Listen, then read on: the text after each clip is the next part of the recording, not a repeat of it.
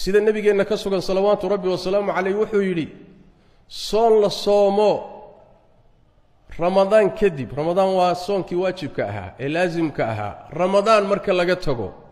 soon la soomo waxa ugu fadli badan buu nabiga sallallahu alayhi wasallam bishan ilaahay ee muharram soonkeeda ugu fadli badan bishan Allah bishiisa bilahoodhan ilaahay baa iska leh laakiin maxaa loo yiri bisha alle waxa ilaahay loogu idaafeeyay mudnaan khaas ay sii leedahay waxay ilaahay makhluuqaadkiisa waxa loo idaafeeyaa shaygii la sharfayo naaqatullah baytullah khaasatan waxyaalaha acyaanta ah marka soonka bishani wuxuu ka mid yahay cibaadaadka ugu fadli badan iyo soonku azminada ugu fadli badan yahay bay ka mid tahay soonka sunnada ee mutlaqa ah bisha bilowgeeda ilaa dhamaadkeeda inteeda badan in la soomaa fiican laakiin waxa mudnaan khaas sii leh maalinka sagaalaad iyo maalinka tobnaad baa hadana mudnaan khaas sii leh soonkeeda nabigeenu sallallahu alayhi wa alihi wasallam maalinka tobnaad oo yawma ashura la yiraahdo intuusan soo hijroonin oo Makka joogay Quraysh baa soomi jirtay isaguna wuu soomay intuusan soo hijrooninna markuu soo hijroodo magaalada Madiina yimid nabigu sallallahu alayhi wasallam isagoo soo hijrooday ayuu wuxuu u yimid qoysaskii reer Yahuudeed ee magaalada Madiina deganaa oo soomaya kadibna wuxuu ku yiri maxaad u soomaysaan maalinkan waxay yiraahdeen waa maalinkii Ilaahay Nabi Muuse iyo reer bani Israa'iil badbaadiyay Fircoon iyo intii la socotayna Ilaahay halaagay oo biyaha ku maansheeyay saas daraadeed waxaan u soomaynaa shukri aan Ilaahay ku shukrinayno bacdada iyada ah oo Ilaahay guusha ku sii reer bani Israa'iil Fircoon iyo wixii la socdayna Ilaahay ku halaagay tabaaraka wa taala taasan ka shukrinayna ka mahad celinayna markaas nabigu wuxuu sallallahu alayhi wasallam annaga idin ka mudan Muuse annaga idin ka mudan seebuga mudan yahay لأن يهوداسي دينتي نبي موسى ليمد ويكلحدين مر والبابا الروح عدة مضان أدوي حكتديسا وادتك منهجكيسي طريق ليمد هيواه إن أولى الناس بإبراهيم للذين اتبعوه وهذا النبي إبراهيم مركل لسكوق بصدي ويهودنا ترى أنك نصارى ترى أنك الله كلا صار وحيري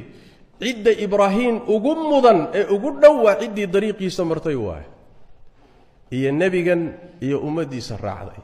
لأن التوحيد كنبي إبراهيم ليمد نبي محمد باهيا توحيد كنبي موسى ليمد عليه وعلى نبينا الصلاة والسلام نبي محمد باهيا هي أمدي سا أيقول الشاقد بين نقدين مرك سيداس درادي نحن أحق بموسى منكم موسى أنك إذن كمضا markaasuu nabigu amray sallallahu alayhi wasallam waa soomay dadkana wuxuu amray hal la soomo si wada jiray marka muslimiintu marka laga bilaabo magaalada Madiina looga soomay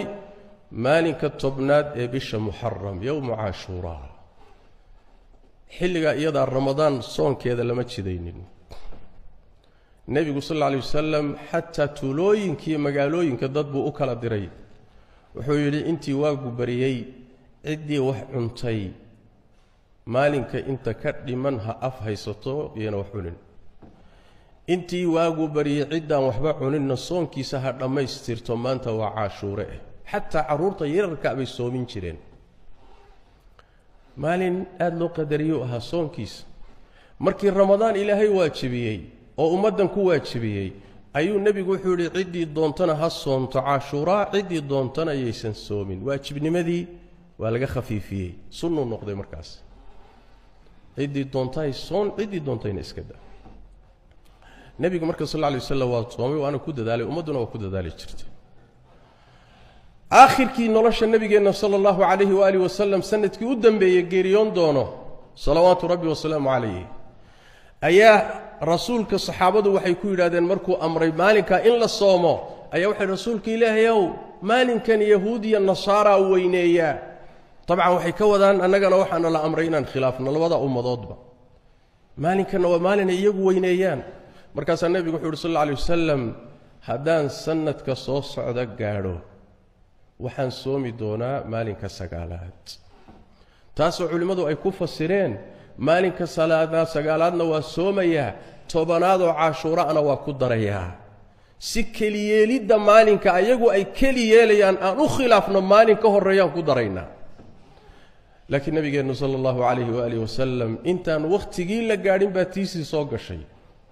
falaxiqa birafiiqi alaclaa macnaheedu wax weeye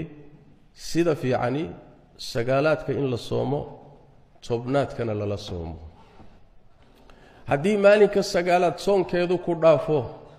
oo tobnaadka soontana kow iyo tobnaadka ku dar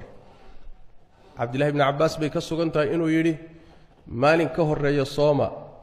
ama maalin ka dambeeya sooma si aad u khilaaftaan yahuudda sidaasi waa maalmahan faadilkee inugu soo aadan iyo soonkooda labadaa beri baa mudnaan sii leh laakiin saan tilmaannayba bishoo dhanba soonkeedu waa ka fadli badan yahay soonka bilaha kale marka laga reebo bisha ramadaan sida axaadiista nebiga ku cad salawaatu rabbi wasalaamu calayh